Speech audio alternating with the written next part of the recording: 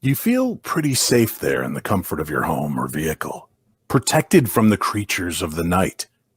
But what you may not know is there is no safe place when it comes to the wild things. There have been reports of distant sightings of a Sasquatch in a field as you drive by. But then something mysterious, terrifying, sprints across the street in front of your moving vehicle. And in a flash, it's gone just as quickly as it appeared. Maybe you've heard of strange animal mutilations taking place, but those are far from you, right? On a farm or perhaps a ranch somewhere remote. But what happens when these phantoms of the forest start infringing on our safe places? Be it bipedal hairy hominids, slithering water serpents, mysterious giant flying creatures, or large dog-like beings seen lunging towards you on its two hind legs. Or something unseen, stalking you, following your every move. It appears there's no place left on Earth that's immune from these experiences. Have we finally encroached upon their domain so much that they have no other resort than to lash out, making themselves seen or terrorize the people of a small town? Today we explore this topic, the Vampire Beast of Bladenboro and other creepy creatures, with our guests Chad Lewis and David Weatherly. Plus, actor-comedian Jamie Kaler comes by to warn us of an impending cataclysm. And we revisit one of my all-time favorite cryptid encounters. All that and more right here on the Paranormal 60 with Dave Schrader. I'm not gonna stand here and listen to this baloney. He won't float. He doesn't stand for baloney.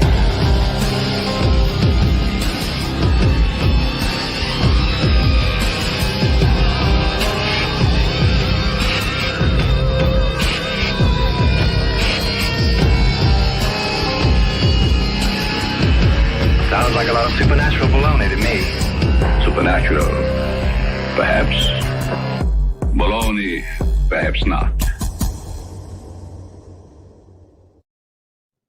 All right, before we get launched off into tonight's program, I do want to talk about a cool new show. It just premiered on the Stars Network on March 6th. It's a brand new program called Shining Veil. It stars Courtney Cox, Greg Kinnear, Mira Sorvino, and Sherilyn Fenn. This looks like a real winner. If you've had a chance to see it, let me know. I'd love for you to email me, dave@paranormal60.com, and tell me what you think. For those of you that are not familiar with the series, let's take a quick look at the trailer.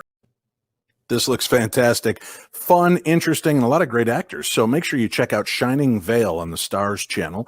And again, if you've seen it and you have some thoughts on it, email me, dave@paranormal60.com, and tell me what you think. While Courtney was out promoting the new series, she stopped by Entertainment Tonight to talk about the series. And the reporter asked her if she's ever had any paranormal experiences of her own. And while she's out on the road filming or doing any of this, and she said, what about right here in my own home? And she began to tell him a little story about the fact that there is a spirit in the house. And she was actually nervous talking about this case because she didn't want the spirits to hear her, which I thought was really interesting and telling. And she said she even considered maybe she was hallucinating it or it wasn't real. But then she said one day when she answered the door and a UPS driver was there, he actually witnessed the same spirit that she kept encountering. So it's pretty remarkable, pretty cool story. I thought I'd at least mention that to you. Go check out the new series Shining Veil. All right, it's time now for our first guest. He's a longtime friend, Chad Lewis. And Chad is a researcher, author, and lecturer on topics of the strange and unusual, with a background in the field of psychology, earning both a bachelor's and master's degree in that field. But for nearly 30 years now, he's traveled the globe in search of unique and bizarre stories and history. Welcome to the Paranormal 60, our good friend, Chad Lewis. Chad, it's always good to catch up with you, buddy. How you doing? Hey, greetings from the Northwoods of Wisconsin.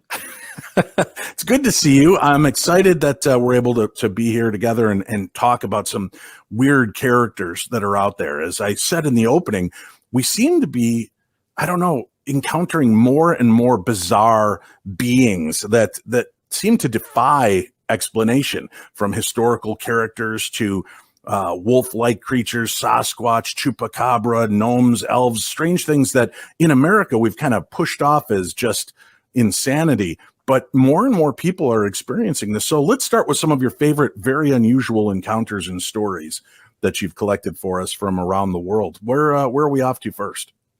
Just before the pandemic, I was lucky enough to be up in Canada in the northwestern corner of Alberta.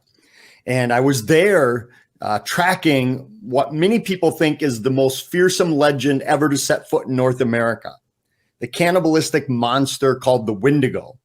This giant beast that would show up during times of famine when game was nowhere to be found and food was scarce and people were starving. That's when the Windigo would show up and either terrorize you and devour you, or worse yet, it would possess you and turn you into this cannibalistic monster that wanted to kill and eat your family. And I was up in Alberta tracking perhaps the most infamous case of a Windigo of all time, a Cree Indian named Swift Runner, who back in the 1870s went mad and set off in the winter.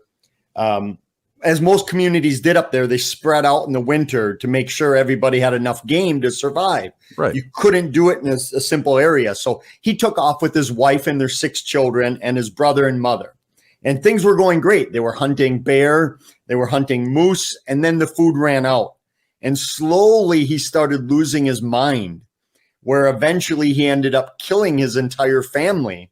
But not only that, he started to devour them, even snapping the bones and sucking out the marrow of their bodies and skinning them, putting them in cauldrons, just nasty, nasty stuff. Perhaps the most gruesome thing of all time. And now, was he doing this one at a time? So he was feeding the remaining family members, their children or mother or whatever he had culled together for that meal? This, for me, is the most devastating part of the whole scenario, that he split off with his family. One son refused to leave him. And that was the first child that he disposed of and consumed. And then, unfortunately, he did meet up with the rest of his family and took care of all of them except his youngest boy, who was 7 at the time, and made the boy, basically, I don't know how detailed you want to get, but made the boy consume his siblings and his mother. So throughout the winter, it was just those 2, and then spring came. And at this point, Swift Runner, who was 40 winters of age at the time, was able to start shooting ducks and other prey. Food was plentiful. And for some reason, at that moment, I put myself in the shoes of that 7-year-old boy. The last remaining member of the family, he had to have known he was next. But there was nothing he could do. His main protector in the world was the biggest threat, the killer. And Swift Runner claimed he had gone crazy and that evil, the Windigo, had taken him over, and he had this compulsion to kill and eat his family. There was nothing he could do. So at the very end, when food was plentiful, he still took the life of his last son. Then he walked into town that spring and claimed, "My family all starved to death. What a terrible winter." But townsfolk recognized that he looked healthier than ever. He was strapping, well over 6 feet tall, 200 pounds. He didn't look like he had just weathered a winter in the Northwoods. So they were suspicious. So the authorities had Swift Runner lead them back to his winter quarters. And that's when they found this thing out of a B horror movie. And he was brought back to Fort Saskatchewan, put on trial, and his life was taken at the end of a rope when they constructed the gallows, the first legal hanging in the Northwest Territory of Canada. And then his body was simply dumped on the edge of the fort, where nobody knows what happened to it after that. And he's considered one of the most infamous legends of a Windigo possessing someone and forcing them into cannibalism. What's interesting is we just touched on the Windigo on last week's episode. Tyree Jacinto, a Native American that I'm friends with and was on an episode of Holzer Files with me, talked a little bit about these characters, but it seemed that it was more of a curse upon the white man that was screwing over the indigenous people and that they would be the ones driven mad. Was this something that maybe started in the tribes, that they would see these people that were doing horrible things, they were the ones that became possessed by the Windigo? Well, it started out as the First Nation spirit or legend, and then it quickly spread not only through Canada, but through the Great Lakes region of the United States. And it initially was a First Nation legend, but anyone who knows the history of Canada and the Great Lakes knows that there were other cultures there as well later. Fur traders, missionaries, the French explorers, and they all started to put their own spin on the Windigo legend. But we have documented dozens and dozens of cases where people were actually turning to a Windigo and they begged their friends and family to kill them because they did not want to become a Windigo. And oftentimes these were Native and First Nations people. And when the white law enforcement found out about it, they saw it as murder. But the tribes people said, if we wouldn't have killed this person, they would have become a Windigo and consumed the entire village, town, community. So they thought they were doing something good, but it was seen different with the white law of the time. It's interesting, right? Because this sounds like the germination or the genesis of the modern zombie story, right? One person becomes infected and starts infecting others. And we did a review on Antlers, which is a Windigo movie. I did that review with Shane Pittman last week on the show. And that movie I thought was fascinating, a very dark psychological thriller that really I thought played horror and psychology nicely together. But looking at it, it does feel almost like a zombie type of scenario. A lot of people have made that case because not only did they look at maybe it was a mental illness that they classified as Windigo psychosis, but also have speculated that there might have been some bug or some disease that was going through that would cause you to become a Windigo and lose your mind. And it's very tricky because a lot of the symptoms of somebody turning Windigo paralleled quite a bit with mental illness symptoms. They are withdrawn. They have no energy, personality changes. But what's different about Windigo turnings is that all of a sudden people start seeing their friends and family not as loved ones, but as tasty game like beaver and moose. And they say, we're going to eat you. And that, in fact, they had to be tied down and restrained from consuming their friends and loved ones. Jesus, what a horror story. All right, from Windigo, where are we off to next? We're going to come back to the United States and chase some hellhounds. Hellhounds? Hellhounds, devil dogs, these phantom patrollers of gates to hell. Right outside of my hometown in Wisconsin is a small cursed island called Mary Dean. It has a boat landing there. It's abandoned today. But it's thought to be haunted by a young girl by the name of Mary Dean, who drowned in the river, and then her body was buried on the island. And many people claim she acts like a siren in the water, trying to entice you in to help her. And if you do, she'll pull you under and you'll meet your watery grave and spend eternity there. But there's also stories of hellhounds on the island and the boat landing. So after a program I was doing on haunted places, a gentleman came up to me after the program, and he was a big, burly biker guy. You know, the type of guy you wouldn't think would get spooked by anything. And he came up and he started shaking, telling me his story of going out to see the ghost of Mary Dean. Him and a couple of his buddies took their motorcycles on a road trip there. They got there just after dark, and he had no idea about the hellhound stories. But as soon as he got there, he told me he was surrounded by hellhounds.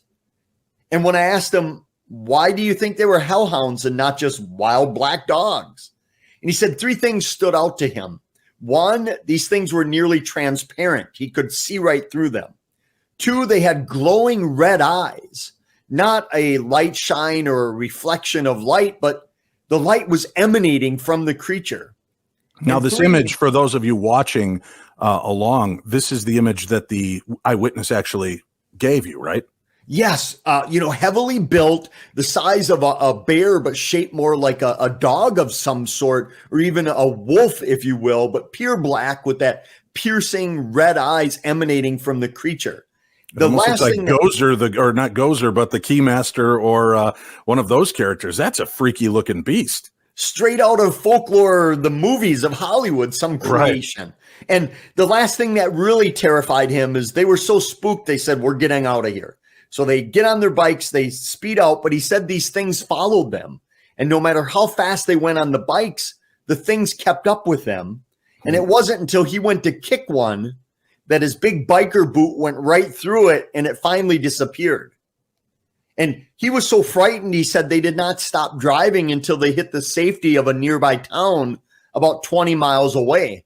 And he claimed he would never go out to that area again. And he's not alone. Numerous people claim that this place is plagued by these mysterious devil dogs, doing the devil's work, these sinister beings that are often thought to be death omens or a harbinger of death, that if you see them, it means death is following you very closely. This is the actual location for those of you watching the video. This is the location where these beasts were encountered, correct?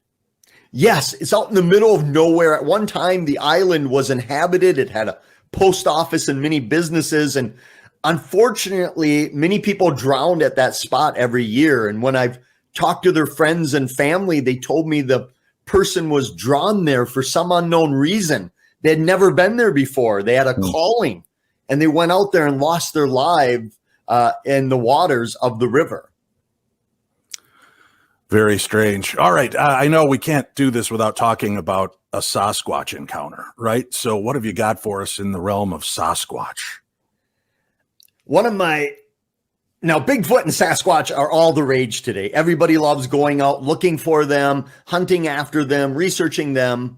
But sometimes they have a more sinister effect to them. And that's when I received a call from a native woman up on a reservation in the Northland. They had been experiencing weird things in this rural neighborhood. Families missing their pets, pet chickens, people raising puppies, all gone missing. And one night, her young teenage son, who at the time was a security guard, a very big man, over 6 feet tall and heavily built, was going out to the car when he saw something across the street crouched down by the cornfield. And then this terrible odor overcame him, a stench of like rotting food and sulfur. So he goes back into the house to get a flashlight, and he comes out and flashes the light across the street, and he sees this thing stand up, and he said it dwarfed him. But amazingly, even though it was covered in hair and your traditional Sasquatch looking thing, this witness said it appeared to be more afraid of the witness than the witness was of it.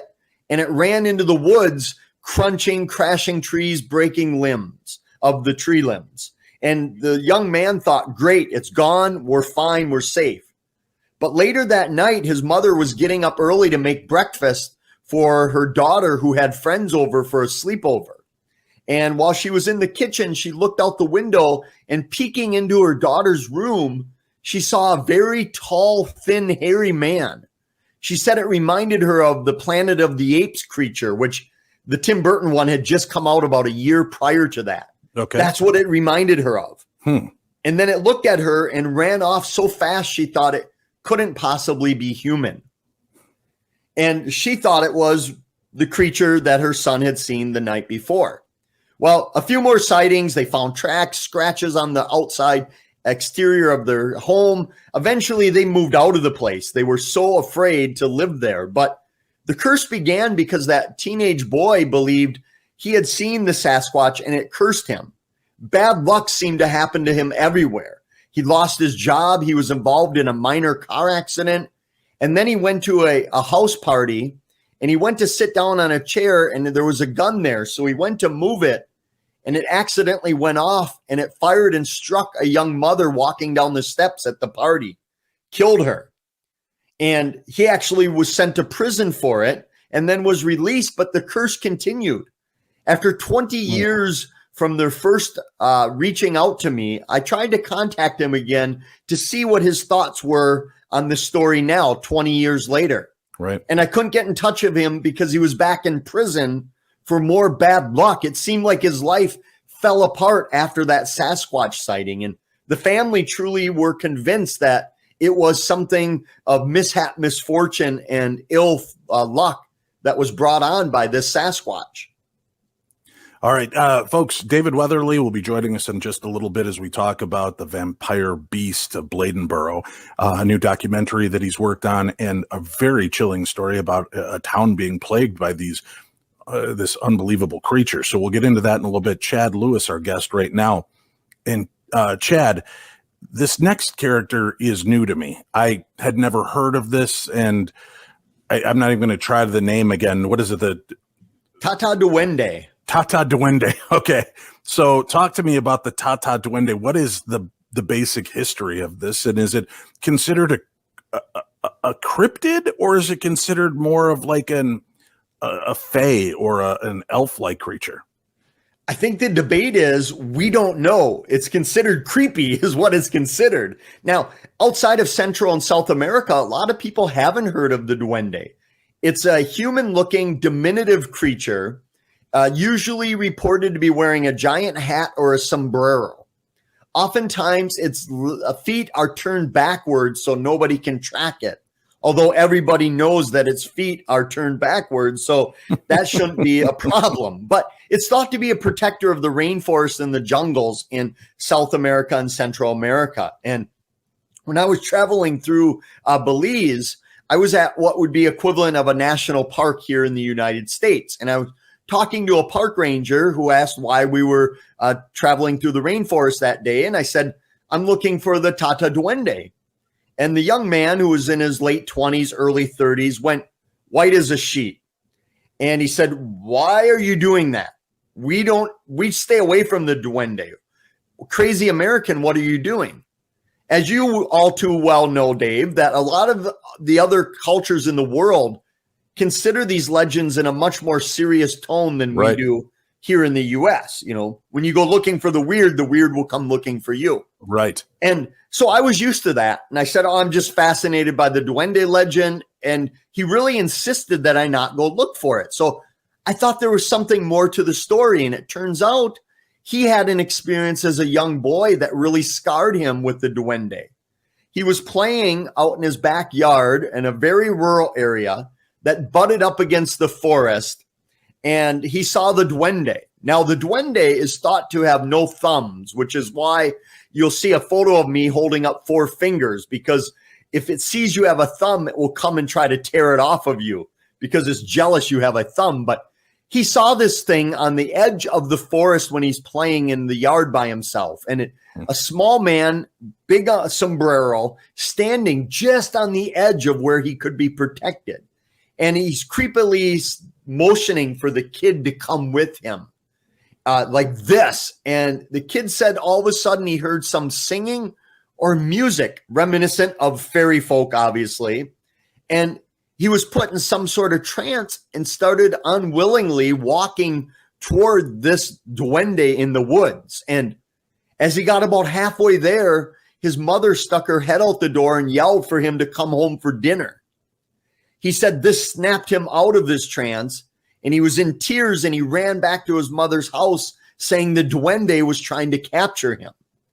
Usually the Duende is said to take people who are not being respectful of the earth. If you're in the jungle or in the rainforest and tearing things down and not showing any type of respect, it will come after you, take you to its lair, and you'll never be heard from again.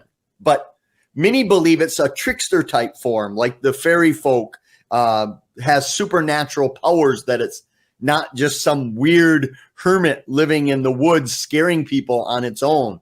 You know, the wild man of the woods explanation. And to that day, he was terrified, and he sincerely did not want me looking for this creature, so much so that he insisted that when I came back from the rainforest, I checked back in with him to make sure that I had survived.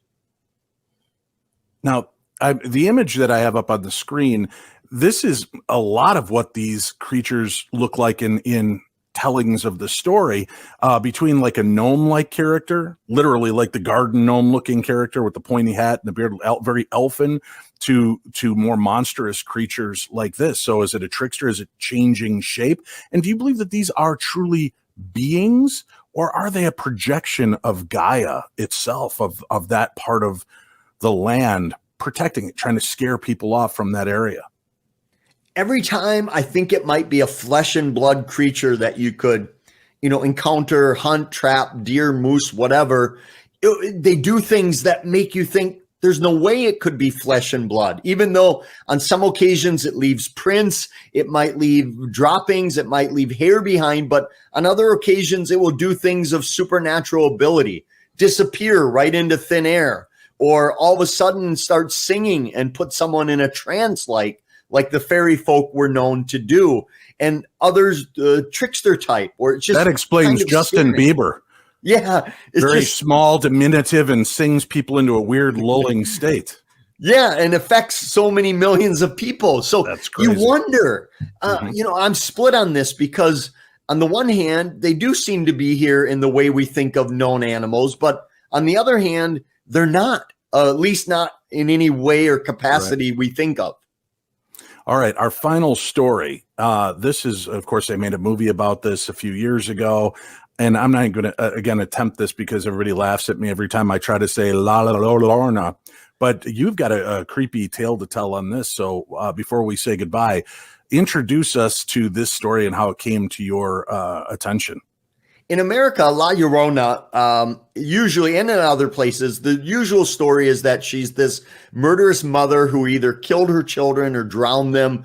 And as a curse, she's forced to walk the riverbanks and water sides looking for her children as some sort of penance for her crimes. But in Central America, they see her a little bit different, that she appears along the riverbanks as a beautiful woman and tries to lure men into the woods where she turns into a gigantic snake and devours them. And when I was staying down there in a monkey sanctuary in the middle of nowhere, no electricity. I just love how you just said, I was staying there in a monkey sanctuary. Like that's just a normal part of living, Chad. Well, it is on this adventure, but it turned into the scariest thing that ever happened to me. And it's because it illustrates how, there's a showing of the remoteness of this, and it shows how the atmosphere and the environment can really affect you. So I wanted to take a riverbank tour at night to see this woman, but the only thing offered was a midnight crocodile tour. So we show up, my companion and myself, and all we have are these little headlamps, and it's pitch black, darkest I've ever seen. And we show up and the river's flooded. So we have to take our small little canoe, which I wouldn't float in my pool in Wisconsin, and wade through the river that's infested by crocodiles. So we're up to hip level, and we finally get in the canoe, which is topsy-turvy, right on the water. And the guide that night, who they speak English, but they have a super cool Jamaican accent, so it's hard to tell what they're saying. But he said, don't worry. My brother and I fish in this river all the time. In fact, National Geographic just came here to do a documentary on us. Well, I know enough about National Geographic that they only do the weird stuff. So right. Here I am. And I don't know if I was more afraid of seeing all the crocodiles in the river or La Llorona. And I didn't end up seeing her, but I was so frightened. I mean, just white knuckled on the paddle, where I even said to my companion, I said, if you're too afraid and you want to go back, I won't hold it against you. Oh, you were hoping that they'd bail so that you could save look face. like you were being supportive. Right. Sure. And people, the most common question I receive is, do you ever get scared on these adventures? And I always say that if you're not getting scared, you're not trying hard enough, because these are downright creepy places. So now, was this area known for La Llorona as well, for her visage to be seen there? Yes. According to a lot of the locals I was speaking with, they told me that years ago, several men were lost into the woods and they blamed it on La Llorona. Again, she devours them in a giant beast-like serpent, which didn't equate into the water. There were no river legends of giant sea serpents outside of, the 14-foot crocodiles in the water. But I think it's the scariest I've ever been. And it's not because I witnessed something paranormal, but just the atmosphere, the conditions all came together. And I think for a lot of people, that's the most intriguing part for them, how they felt rather than what they actually saw. Chilling stuff. It's always great to catch up with you, Chad. I appreciate this. Before you head off, Anything you need to promote? Any new books, any new stories, documentaries, anything people should be watching out for? No, keep an eye out. Go to the weirdest spot you can think of. You'll find me there. Excellent. It's always good to catch up with you, Chet. Thank you so much for stopping by today. Take care, my friend.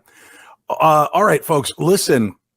A few weeks back, I talked about one of my favorite creature encounters. And it is, I'm going to be honest with you, it is one of the most bizarre stories I'd ever heard in my entire life. And it mixes many different genres, but with a sense of humor. This is a true claim from the Mailbag of the Macabre. This is one of our scare shares that was sent in. And I narrated the story, and our friend Bart L. created what I like to call a Bartoon. And he kind of animated the story on this. David Weatherly will be joining us on the other side of this in the break, and we'll continue with the Vampire Beast of Bladenboro. But for your enjoyment, ladies and gentlemen, this is Strange Bedfellows. I've been working on cattle ranches for the better part of my life, going on 30 plus years at this point. My story takes place in the mid-90s, and I can honestly say I ain't never seen anything like it before or since. The ranch I was helping work had some issues with a few of the cattle dying or just plain vanishing. I was asked to keep an eye on things at night, the best I could. It was an easy job, and I liked being alone, so that was the perfect job for me. Peace, quiet, and the great outdoors. You just can't ask for more. After working the ranch for a few months without incident, my luck finally ran out. I'd been in the board house working my way through a late dinner when I was alerted to the herd making some weird noises. Nervous sounds, like maybe a coyote had found its way a bit too close to him. One of the cows started making some real weird noises, very distressing sound. So I grabbed my rifle off the mantel and slipped out into the dark to see what was going on. I made my way across the yard and through a small feed barn.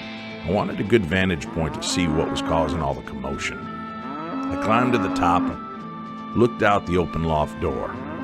I could see quite a few of the cows had moved to one side of the small fenced-in portion of the field, milling about, mooing, and whatnot, like they were real uncomfortable with something. That's when I saw something very strange. There was this tall fella standing there, cradling the head of one of the cows. He was in front and had her head lovingly between his big hands. Now, when I say this fella was big, I mean B-I-G big. He looked like he was well over 7, maybe even 8 feet tall, stooped a bit, and just a sweet-talking that cow. I could hear these low sets of, I guess you'd describe them as grumbles and whatnot, and the cow he was holding just let out a few passive-sounding moos.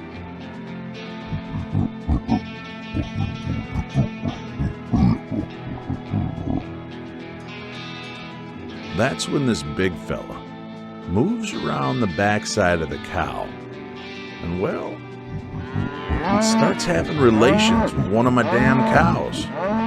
He weren't wearing no clothes and was hairy as can be. I was realizing I was seeing one of them Bigfoot creatures, and he was actually having relations with a cow in my field. I didn't know quite what to do, so I raised my rifle and fired off a round before the big guy could. This startled the herd, and the big guy, his head whipped around looking for where that shot came from. The cows were mooing loudly now and moving around, even more nervously than they had been. My shot seemed to work as he stopped his courting with my cow and took off in a dead sprint. The poor fella must have been hurting as he took off. I could hear some hooting and grumbling as he made his way across my field, and damned if that creature didn't just kind of effortlessly hurdle the fence and scramble away.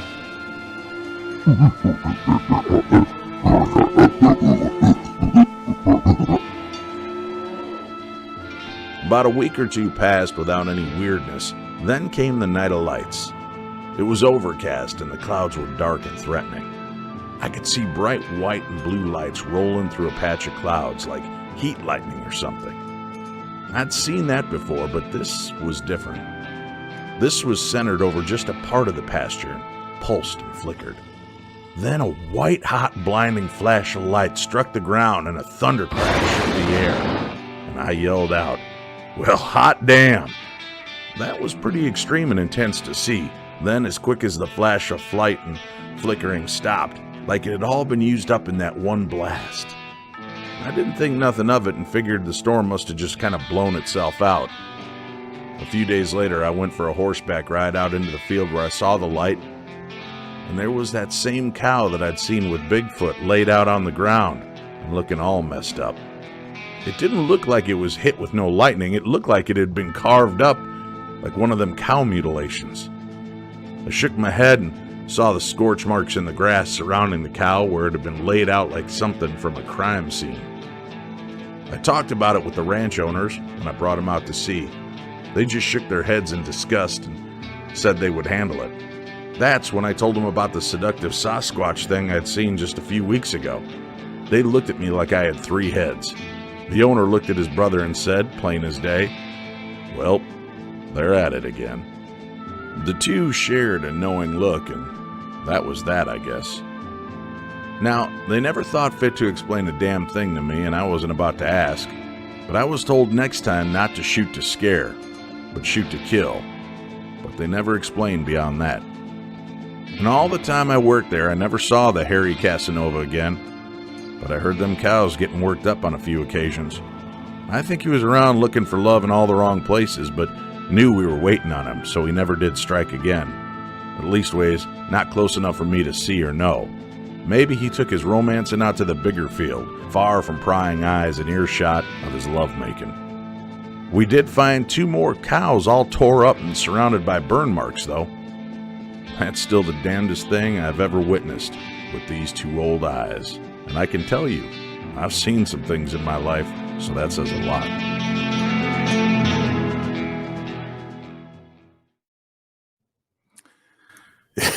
Now you know it's one of my favorite and most bizarre creature encounters ever heard. UFOs, mating cows, and Bigfoot. I don't know what to make of it, but if you have a strange story, a true encounter with the unusual, you can email it to me, Dave@paranormal60.com. That's Dave@paranormal60.com. That's paranormal60.com. If you have a question that you'd like me to answer on an upcoming episode, or see if I can find one of my experts to answer, you can also email that question to me and we will make that a part of the program. And if you have a question, you can also do it in a video form. So if you have one question, just shoot me that video. We might air it here on the program. Remember to film it in landscape. All right, my friends, stay tuned. We've got more of the best in paranormal podcasting coming your way. I'm Dave Schrader, and you're listening to the Paranormal 60.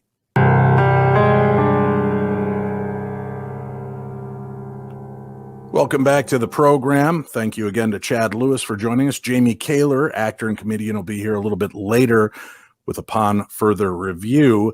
I do want to mention, my little darklings, if you're tired of just sitting by idly watching TV and listening to shows like this to put your mind in the perspective of what it's like to actually get out there and investigate, that I encourage you to become part of the action. You can do that with our upcoming event on Memorial Day weekend. Paranormal 60 presents Fully Committed, the Randolph County Asylum Paranormal Conference and Investigations. I'll be there along with author and researcher Jeff Belanger, who has been the writer from Ghost Adventures since episode 1, a longtime friend of the show and a prolific author himself. Shane Pittman is joining me from the Holzer Files to be part of the investigation. Kitsy Duncan, the host of Oddities podcast, will be with us as well. She's a fellow researcher and investigator.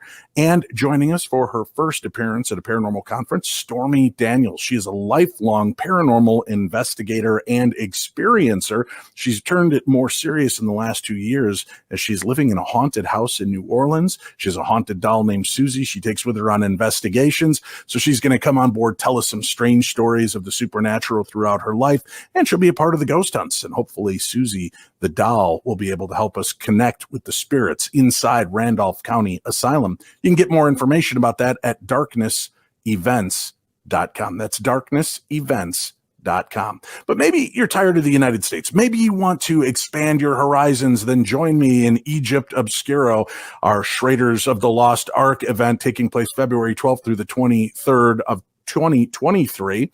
12 days, 11 nights. We're going to get a chance to see some of the most amazing sites in history and investigate claims of the paranormal. As a matter of fact, we have access to 2 of the pyramids that we will be able to access for a full-on paranormal investigation. Special appearance by Tracy Ash, the Ascension Timeline Metaphysics Egyptologist and author. She's going to be with us. Again, you can get information by going to darknessevents.com. Scroll down the page till you find the banner, click it, and we're already half sold out on that trip, so I hope that you'll join us. All right, joining us now, this is one of my favorite guests. He was one of the first to come on and break the black-eyed kid phenomena, the black-eyed children story. David Weatherly is our guest, another longtime friend, as I said, who always comes prepared with fresh new stories that I've never heard of. And today, we're introduced to the Vampire Beast of Bladenboro, a terrifying creature that has held a town in chaos. And before we talk with David, let's take a quick look at the trailer for his upcoming documentary.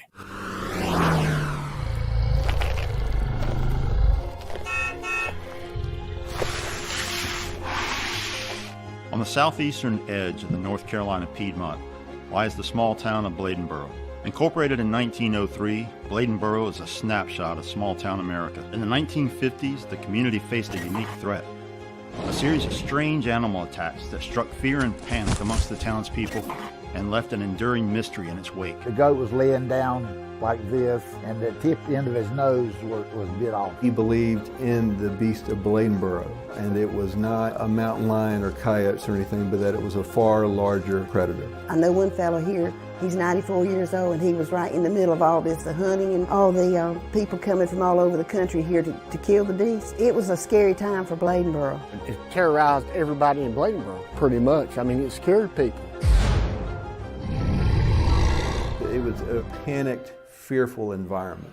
I'll put it that way. Well, I don't believe in the supernatural too much, but it's something about this seemed to be supernatural. The goats and stuff, I mean, it's one thing to kill an animal, but not to suck the blood out their animal. There are aspects to this legend that are somewhat troubling and puzzling at the same time. The primary one being the mysterious loss of blood that occurred during these attacks. And there are no known animals that will suck a corpse dry. They came convinced it was some type of vampire type animal coming up out of the swamp. I think it was a beast as big as you ever seen in your life. My grandfather was not scared of nothing, and he was scared of that. We don't know what happened to it, where it went, but we know it came. This is the tale of the Beast of Bladenboro.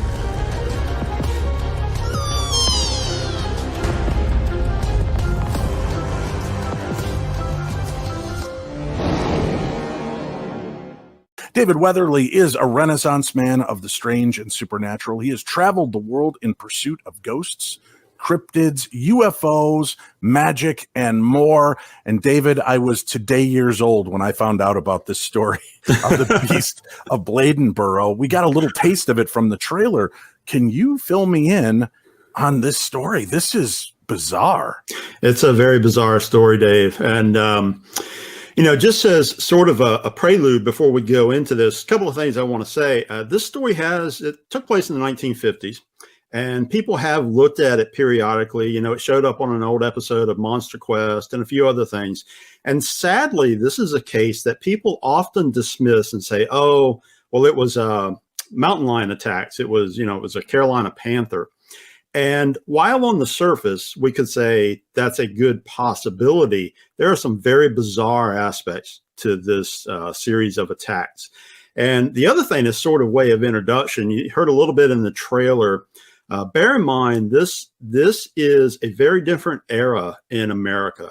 This is the early 1950s. This is small town America, man. This is Mayberry. This is a slice of Americana. People, everybody knows everybody. There are no big box stores. There's no cell phones or internet or computers or anything like that. World War II is a recent memory. So that's just to give you an idea of, the nature of the community at the time that these things began to occur. So December 29, 1953, there is a sighting of this creature actually in the nearby town of Clarkton. That's about 8.5 miles from Bladenboro. A woman hears her dogs whimpering outside. She knows something's wrong. She goes outside to see what's wrong, and she spots this, what she describes as a big cat, something in the range of a mountain lion, and it takes off when it sees her. A few days later, December 31st, the creature shows up in Bladenboro, and this is really the beginning of a series of attacks that put this town on edge. A couple of dogs are attacked at a farm just outside of Bladenboro, and the owner said that they put up a fight with whatever the creature was, but the dogs were torn to ribbons. And of course, he's very upset that he's lost his animals. Nobody knows what to think of it initially, but things don't slow down. The next day, January 1st, 1954, there's another attack. January 2nd, more dogs are attacked. January 3rd, another pair of dogs are killed. So this thing is unrelenting. January 3rd is a turning point because now law enforcement has gotten involved. The attacks have been reported. They want to know what's going on. The chief of police shows up at the site of the attack on the 3rd, looks the animals over, and decides to have an autopsy done to see if they can determine what exactly has attacked these animals, because it's not like anything he's ever seen before. This is where it starts to get very bizarre, because the autopsy shows that the animal was pretty much completely drained of blood. Now, there's no blood at the scene, other than, some that's on the corpses of the animals. Now people are getting very concerned, obviously, and mystified to a degree, because, while this could seem like a normal predator of some kind, what comes out and drains all the blood out of a corpse and doesn't really, do a lot more damage. The dogs, they had severe damage in terms of one of them's lower jaw had been ripped off, an ear was gone, both their tongues were gone. So this is just, there are bizarre aspects to these attacks. And small community, again, everybody knows about it by now. So people are really wondering what exactly is going on in Bladenboro. Now, David, obviously they've dealt with mountain lions, cougars, panthers, whatever you want to call it before. Was there something a lot different regarding these attacks that made them believe this is something much more and much more terrifying than just a mountain lion? Well, so that's the thing. Officially, even at that time, there were no, it would have been called a panther in that region. There was a Carolina panther at one point, but officially those were extinct. They didn't really exist. The closest thing would have been the Florida panther. So, of course, officials, some of them wanted to dismiss it and say, no, it's just, it's probably a wild dog or coyotes or something like that. But when you start looking at some of the legends from the area, some people believe that there was a surviving populace of wolves living outside of Bladenboro. This town, it's a very forested area. There's a large area just outside of town that they call the creative name of the Big Swamp, which is exactly what it sounds like. It's a big swampy area. There were people who swore that there were wolves that lived deep in that swamp. So, those things combined, nothing like this had really happened in Bladenboro before, and even in the region before that had been on record. And the brutal nature of the attacks, first of all, concerned people deeply, and also the bizarre aspect of all the blood being gone. This did not appear to be an attack by anything that they were familiar, with previously.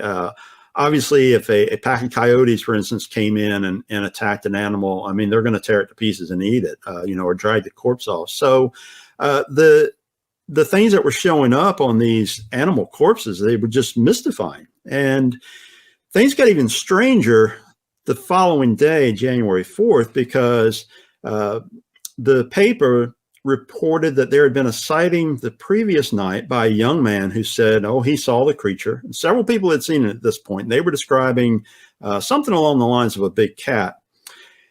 This young man says he saw the creature. It was a large cat with a long tail, but it wasn't alone.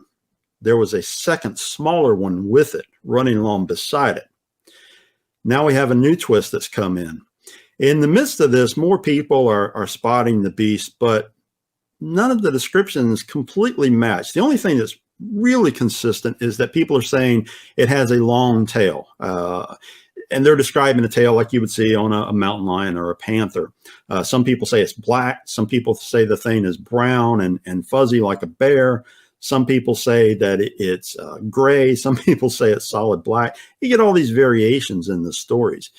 And which has to be frustrating as an investigator, right? Because then you wonder, is somebody just trying to involve themselves in this history and insert themselves into, well, yeah, I've seen it too. And all of these weird kind of conflicting tales pop up. Right. Yeah, that's true. And of course, this was a time that everything's obviously by word of mouth and by the newspaper. So, people are hearing stories and maybe repeating stories and maybe saying, oh, well, I saw something like that. Maybe they saw some real animal, but, the fear is starting to build in this little community. And what happens is that around this time, the national media gets a hold of the story. So newspapers from all over start printing accounts of the Beast of Bladenboro. They're now calling it the Vampire Beast of Bladenboro because they pick up obviously on the loss of blood. Right. And this causes a different turn in the story. In the midst of this, on the 5th, the night of the 5th, the attacks take on a different possibility, if you will. A woman named Miss C.E. Kinlaw is in her home when she hears her dogs are outside whimpering. She goes out on the porch to see what's wrong, and she spots this massive cat. The cat is stalking her dog. She describes it essentially as a panther-like beast. It's clearly stalking her dogs. However, when Kinlaw comes outside, it turns its attention on her and rushes towards her. She screams, which does two things. It gets the attention of her husband who's inside, and it also causes the cat to spin around and retreat and run off the property. The husband has run outside with, seeing what's wrong with his wife. She tells him about the incident. The authorities are called. Now there's a whole different potential here because it's clear that this creature is not just interested in stalking livestock or pets, but it's also not afraid of humans and could potentially attack people.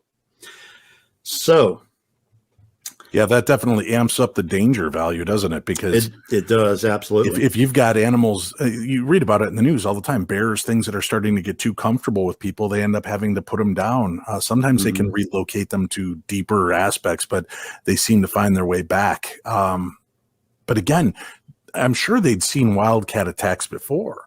Would most black panthers, things like that, would they leave carcasses the way they were being found, or do they devour most of the meat or take them off and share them with their den? Well, that's one of the things that puzzled everyone was just the very nature of the attacks and what was happening. First of all, the thing that caught everyone's attention was the loss of blood. All the blood's gone. And, this is, of course, we're many years past these attacks, which, unfortunately, I don't think we'll ever have a completely defined answer for what was taking place during that time.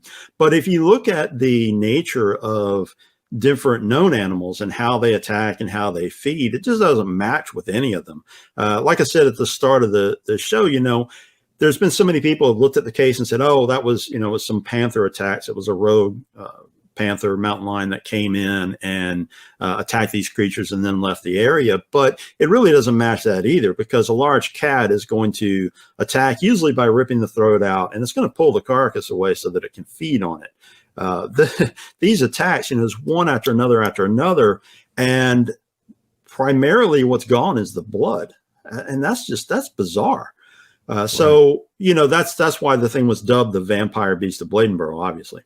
This had to have just gripped the entire town in terror to have these kind of attacks, and that they're not one-off attacks, but that they're actually getting more aggressive and now showing that even humans might be part of their food chain. And that's the thing, Dave, is that, first of all, people were upset. They're losing their pets. And, there's rumors of other livestock attacks and so forth, which that's people's livelihood, right? So, this is really affecting this community. But when Kinlaw was rushed by this creature, it did take on a whole different atmosphere. And of course, the national media loved it. Now there's this massive story, or there's this creature, this unknown creature in North Carolina, this remote town that not many people know about, prior to this.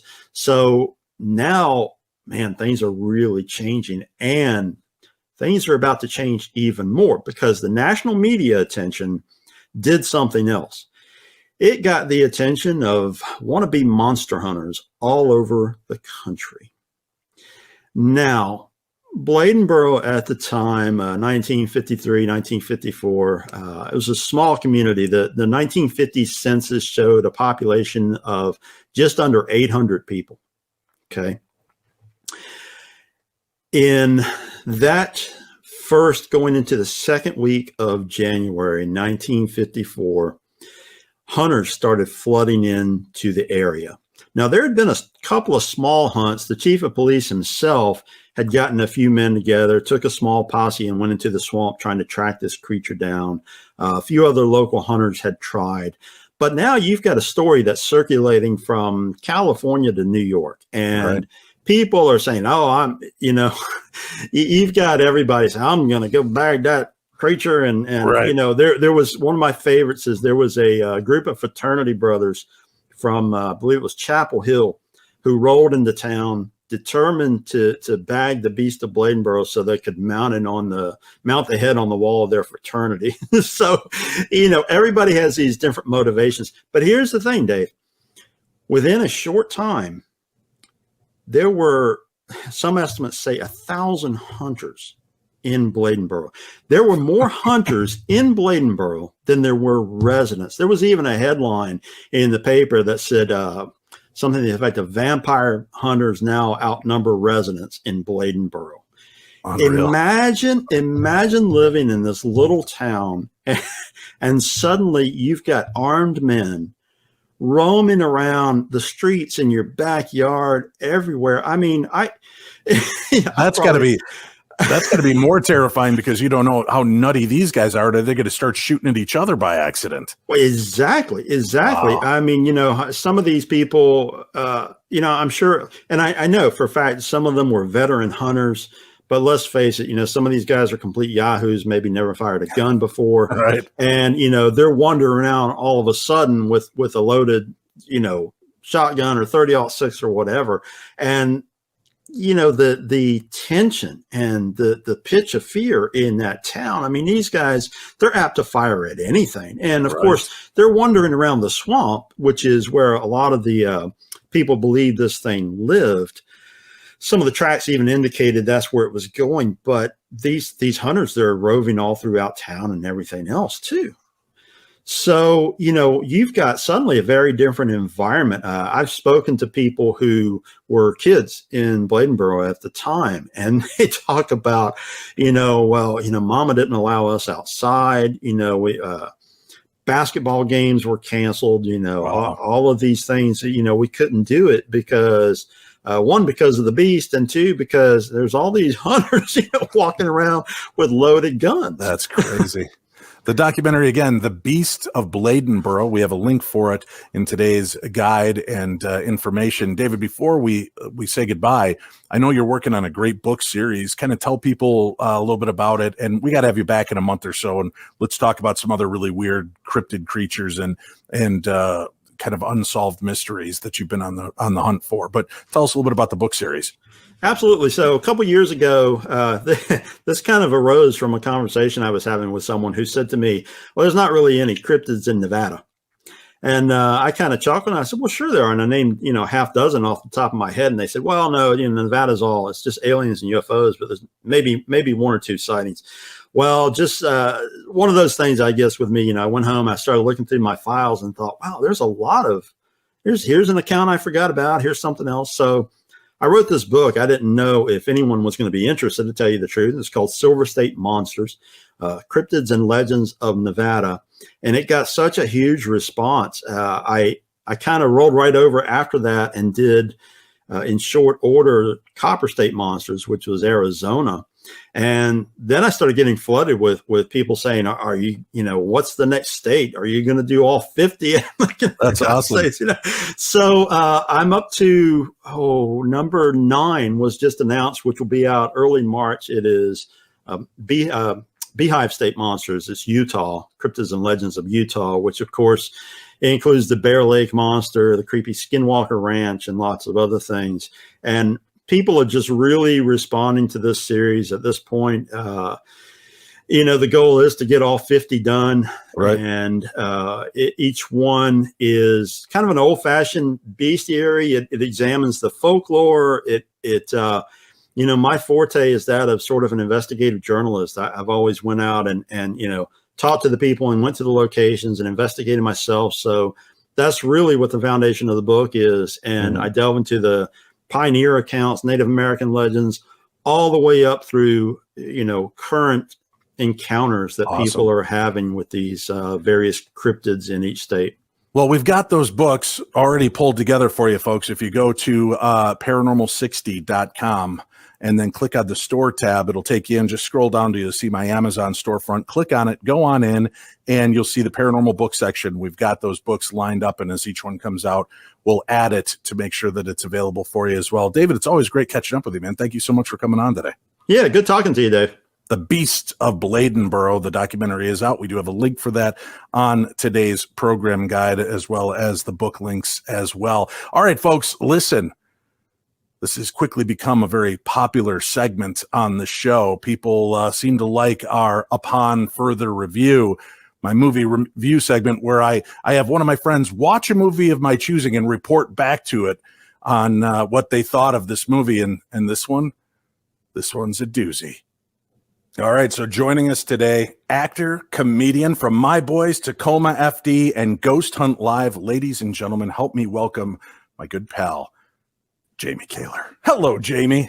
Hey, Dave. How are you, brother? I'm doing great, buddy. I appreciate you coming on to do this because I love my friends, and I know you guys love entertainment and movies. And having had a chance to co-host the Salem Live event, we had a time to riff in between scenes and talk about our favorite horror movies and things that really get our juices going. And I knew when I saw this movie trailer, this was definitely going to be a project that I would only trust in your hands. So before we get started, let's let the audience get a little taste of the movie you got to watch.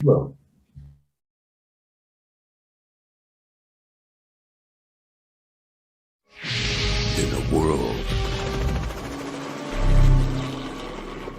within our world, drop your drugs.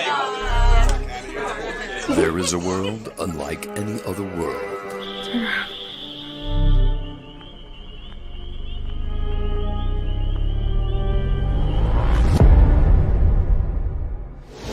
When Earth and space collide. Something wrong with that lava. It will be explosive. It will get messy. It will be dangerous. Look out!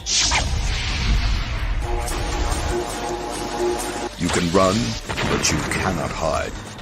Many of our friends have perished. The greatest movie in the world. We will avenge them and we will win this wrestle between Earth and space. Armageddon.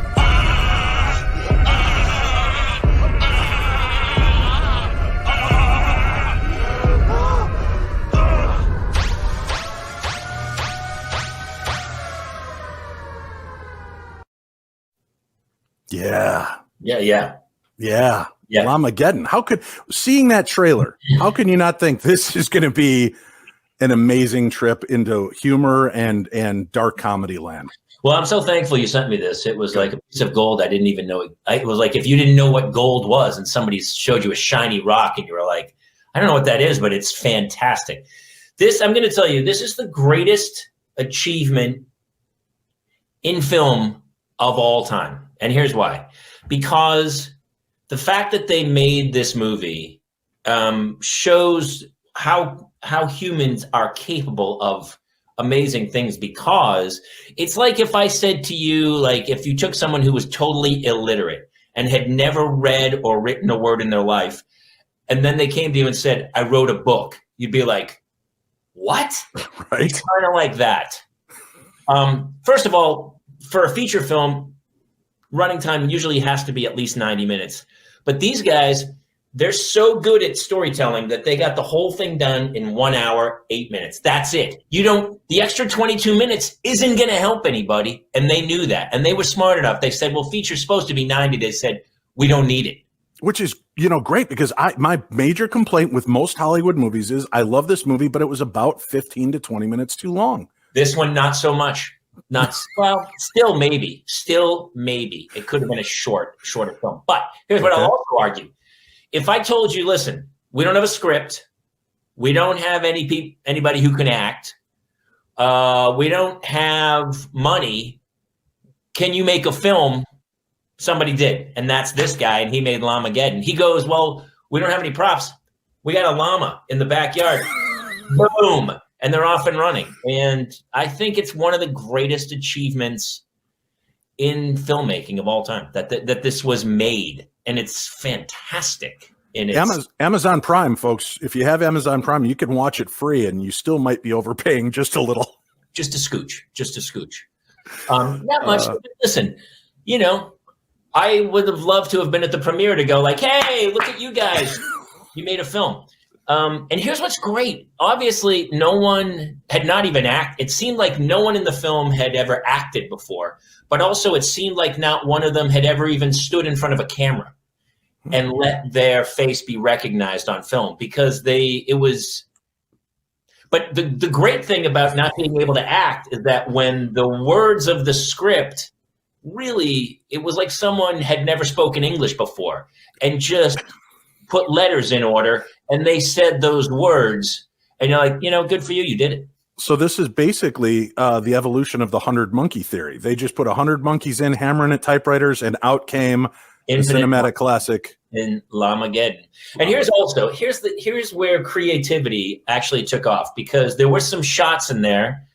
The opening scene is about the llamas coming from outer space. They're outer space llamas. They only are taking the shape of llama, but they are creatures from an alien world. By the way, on paper, I'm sure the screenwriter was like, this is huge, going to be a huge, special effects budget. They didn't have any money. So a guy drew it. And they said, well, look, we can't shoot this. It's too much money. And some guy said, well, what if I just draw it with crayons? And then we show that. And the guy goes, boom. And they did it later when the dude changes into a llama. I don't think it's a spoiler alert. He gets raided by the llama, and then he turns into a llama. And then the same way they go, look, we want to make this like American Werewolf in London, right? Right. And he changes in, and he starts to, but obviously they were like, well, this is going to cost a lot of money. And the other dude goes, hey, I still have some more paper and crayons. What if I just draw? And it goes back to animated cartoon for him changing into the llama. Brilliant. It worked great for Aha in their Take On Me video. Why not incorporate that into a horror movie? And you could tell they were Aha fans, I felt like. In the same way that Aha doesn't really speak English either. I don't think anybody here spoke English. So in the same, honestly, could have been made by Aha. I don't know what those guys are doing now, but they might be making movies. And if they did, it might be Llamageddon. Well, Jamie, I want you to know that it's inspiring words like that let me know that filmmakers out there shouldn't quit. And apparently these guys feel the same way, because our next movie for you, Jamie, Alpocalypse, uncut and uncensored, terror in 3D, death marches on hooves of evil, fear the fur. So you just tell me when, and dude, that could be your next review. It's obvious this is a whole franchise happening, because llamas and alpacas, we know they don't get along. They're similar in animals, but they are from different parts of the world. And so, I mean, obviously, like Alien versus Predator, I would feel like the llamas and alpacas are heading towards a confrontation. Good God. Do you see? Well, it's good. Right? We'll start that arc, build slowly. Maybe by the time the third movie comes around, it'll be up to an hour, 10 minutes. Yeah. Here's what I also loved about this film. Obviously, you can save a lot of money when you don't do makeup. Right. You don't worry about sound. You don't worry about hair. You don't worry about wardrobe. It's like, what am I wearing? I don't know, whatever. That's fine. You look great. Not about the character. But here's what I also take. And it's honestly, I feel like they challenge themselves. A lot of times, you see Stanley Kubrick or Spielberg, they'll do the same scene and they'll shoot it how many times? 250, 300, right? The actor's bored, it's over. What these guys said is, look, we're only going to shoot one take. That's it. Just one take. Whatever comes out, that's art. That's art to all of us. Why should we try to boil it down and change it? The first instinct is correct. So you can tell that they've never took a second take on any shot in the entire movie. It worked for Frank Sinatra. And why wouldn't they want to continue that amazing legacy? Yeah, I mean, the whole thing works as a unit. And obviously, I would argue also that the actors never. Here's what's great about them. They did it. Lamageddon's out there. Their creativity. They're probably they said, listen, other people probably came to them and said, fantastic, let's have an acting career. And the guy goes, I did it. One take, Charlie, I'm out. And then, so I don't think anyone in that movie is ever going to act again, ever. Well, I hear that they may be using the llama as an alpaca in Alpacalypse. So that one might translate. The llama's to be fair, Llama was the best actor in the whole movie. And I think we know that. He had top billing, actually. The llama had top billing. At the end, it says introducing, and it had the llama's name. And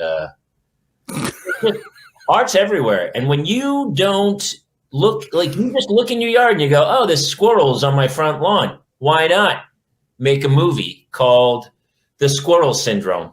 Boom. It writes itself, which this guy obviously thought movies did because he didn't write a word. It seemed like they were like, hey, did we have any sides for today? What are we saying? And he goes, whatever you feel like. But you're only going to get one take, so whatever works. And then they did it and shot it, captured it, put it together in some form, and things are popping. Things are popping, Jamie Kaler. I know you're a big-time actor and comedian, but I'm thinking, listen, off of the popularity of things like Sharknado 1 through 5, and people love squirrels. You brought that up. I think about out my window as I wash dishes, watching the squirrel environment. Would you be willing to step into the lead role of a new movie I would like to create? And we'll call it Squirrel Wind. Things are about to get nuts. I did a one-man show a few years ago, and I could talk to squirrels. And it was fairly well received. I did it, and it wasn't even in a theater. It was in the back of a coffee shop. They had like a little stage where people normally do poetry. But I had written this show, and it was like 7.5 hours long. I need to boil it down. But it was just me, and then I had two taxidermied squirrels, and it was like waiting for Godot. But it was more, we were waiting for an opossum to come. And then we talked about life and a lot of great stuff. But I'm still working on it, so maybe we can incorporate some of that. We'll brainstorm. We're workshopping it right now. Here's what also, one last thing about the final credits. So they roll the credits. There's a great rap song. I don't want to wreck it, but it's probably pretty big. It goes, Lamageddon, I'm a Lamageddon.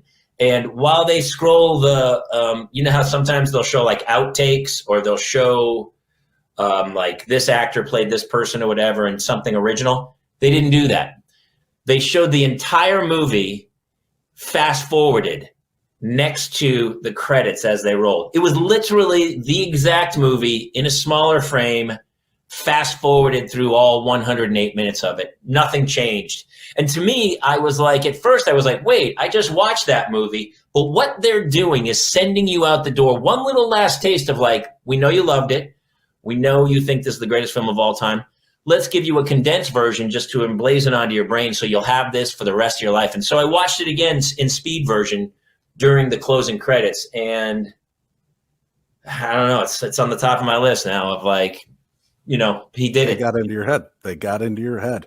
Yeah. Speaking of getting into your head, ladies and gentlemen, aside from being a stand-up comedian and great TV actor, movie actor, every Tuesday at 7 p.m. Pacific time, you can join host Jamie Kaler and his partner Jason Gowan as they are joined by celebrity moms and dads to talk all things parenting. And this weekly comedy oasis will remind you we're all in this together. So grab a drink and have a laugh. All right. Today we learned a valuable lesson. The outdoors, well, they suck. They're just filled with things that want to eat or kill you. Lions, tigers, bears, and apparently even laser-eyed llamas from outer space. They're just the tip of this icky iceberg, my friends. Just the tip. So should you venture out to the not-so-great outdoors in search of beauty and vistas as far as the eye can see, be aware that, as the great poet Bret Michaels said, every rose has its thorns. And these thorns slither, fly, stomp around, and eat our livestock, and perhaps even us. Oh, sure, I know what you're thinking, that this world is filled with gorgeous scenery, breathtaking views. But folks, it's a dangerous, bitey, pointy, horrible place outdoors. So stay home, and remember, if God wanted you to go outdoors, he would not have invented TV, the Discovery Channel, and Josh Gates to live vicariously through. Yes, that's right. Yes, as usual, Dave, you are 100% correct. See you out in the world. Or not.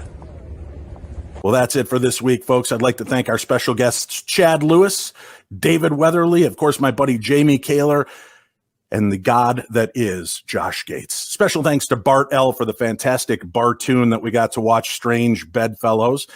And thank you all for visiting the Paranormal 60, allowing me along on your journey.